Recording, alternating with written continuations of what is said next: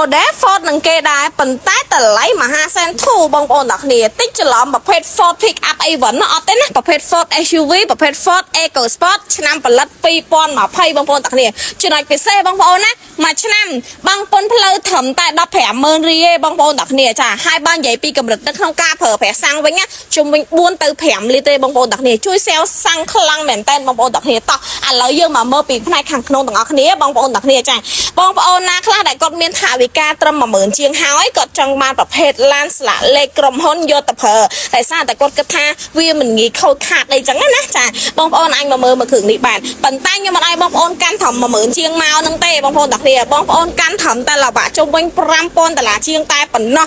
បងប្អូនអញមកដកបានហើយបងប្អូនហើយសំខាន់ណាចាបងប្អូននារី